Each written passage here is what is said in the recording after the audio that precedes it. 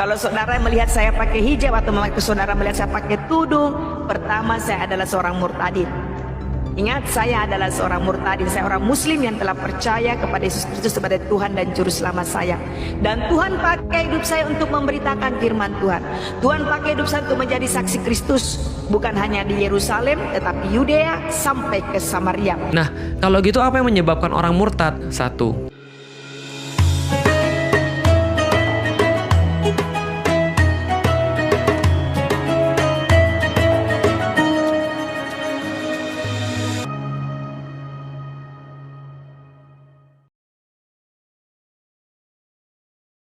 kalau saudara melihat saya pakai hijab atau saudara melihat saya pakai tudung, pertama saya adalah seorang murtadin.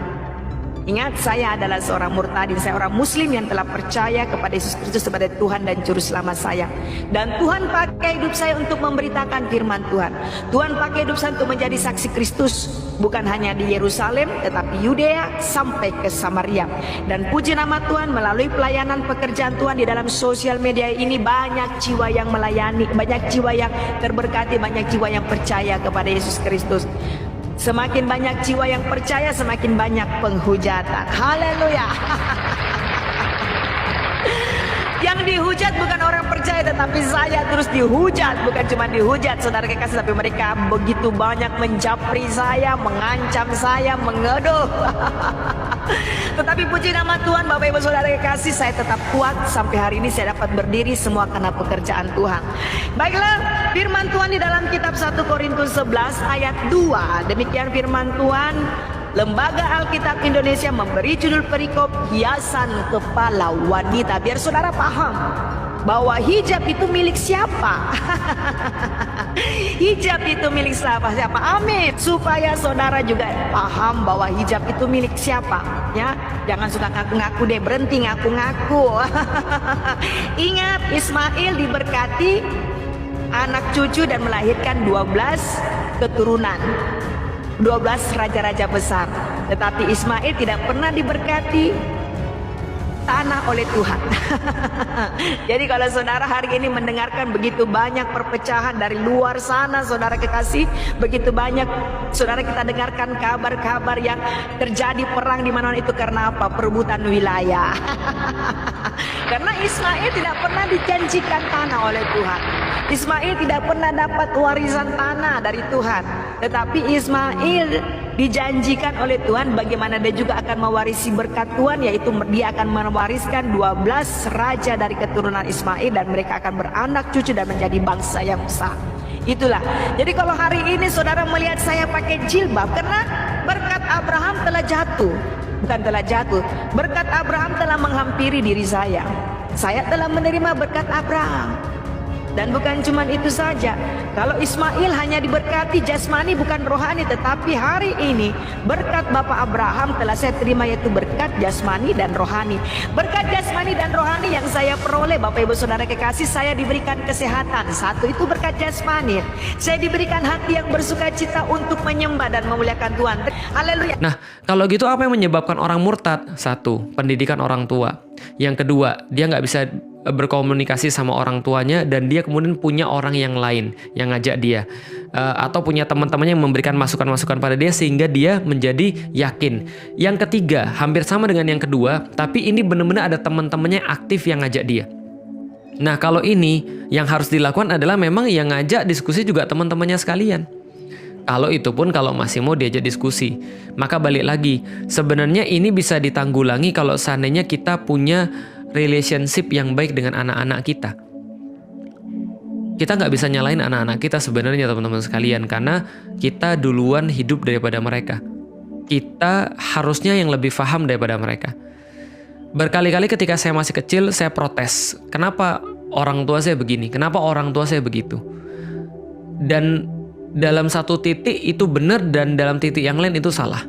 Salahnya di mana? Salahnya ya karena tugas anak-anak itu adalah memahami orang tuanya dan berbakti pada mereka. Tapi kan saya nggak kenal Islam pada waktu itu. Tapi tugas orang tua, teman-teman sekalian, lebih berat. Karena itulah namanya orang tua. Karena dia lebih tua daripada anaknya.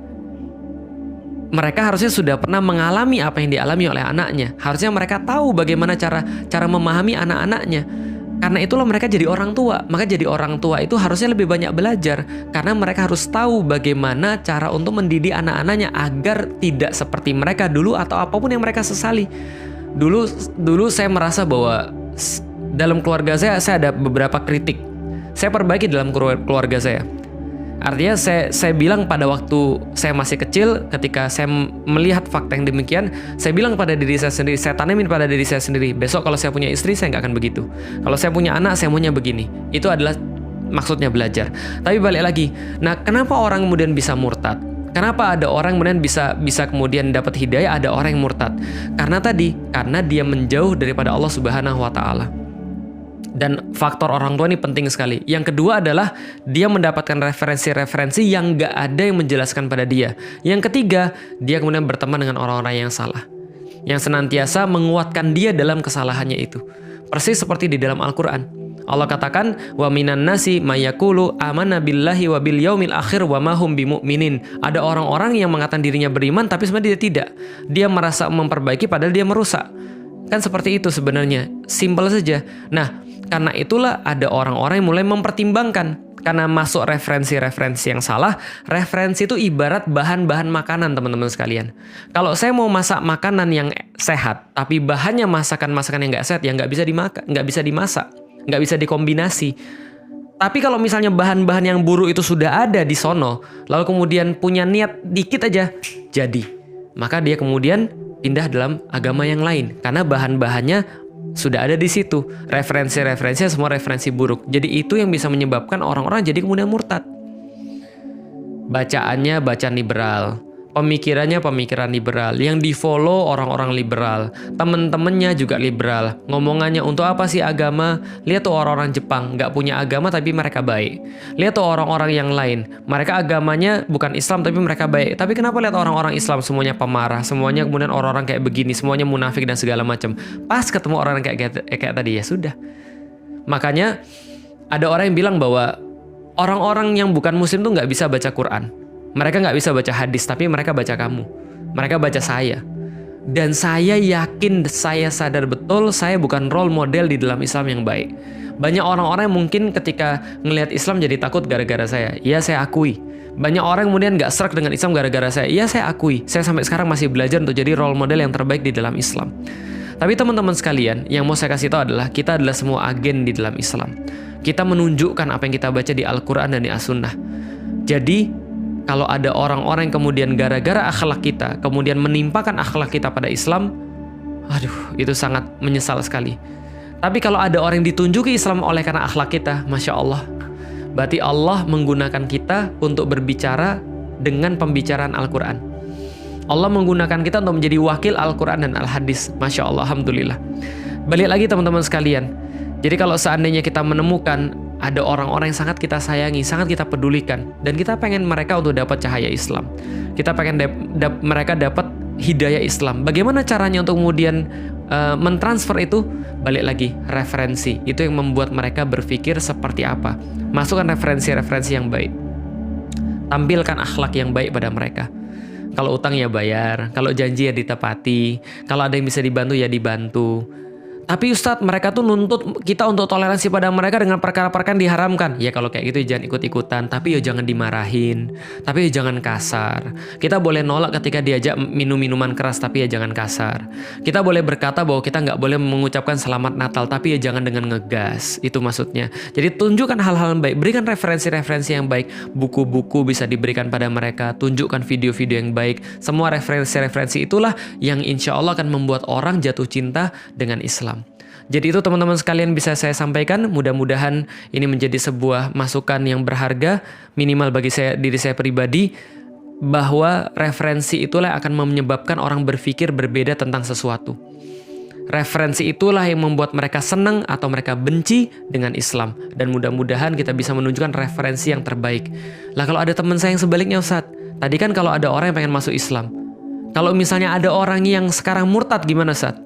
Kita doakan. Kita doakan, kita kita bantu supaya dia bisa dapat lagi keindahan Islam. Jangan dibully, jangan dimaki, jangan dibenci, jangan dijauhi. Kita lakukan apapun yang bisa kita lakukan. Kita lakukan apapun yang mampu semaksimal mungkin kita lakukan. Karena bagaimanapun dia adalah tetap saudara kita. Nah, saudara-saudara seiman semua, fenomena seseorang yang telah meninggalkan Islam seperti yang ada di video ini, namun masih mengenakan atribut keislaman seperti jilbab, tentu membingungkan bagi banyak orang. Dalam Islam, jilbab bukan sekadar kain penutup kepala. Ia adalah manifestasi dari ketaatan kepada Allah.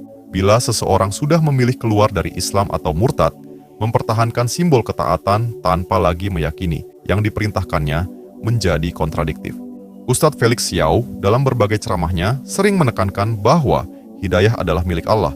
Ketika seseorang merasa bangga dalam kemurtadan, sebenarnya itu bukanlah kebanggaan yang membanggakan, melainkan tanda bahwa hati sedang digelapkan dari kebenaran. Bangga dalam maksiat, apalagi murtad, adalah puncak dari hilangnya rasa malu terhadap Sang Pencipta.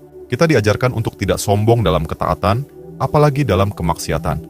Justru sebagai umat muslim, kita perlu mendoakan agar mereka yang tersesat diberikan hidayah kembali, bukan dengan mencaci, namun dengan tetap menjaga prinsip bahwa Islam adalah kebenaran yang tidak perlu mengikuti keinginan manusia, melainkan manusialah yang seharusnya tunduk pada aturan Allah.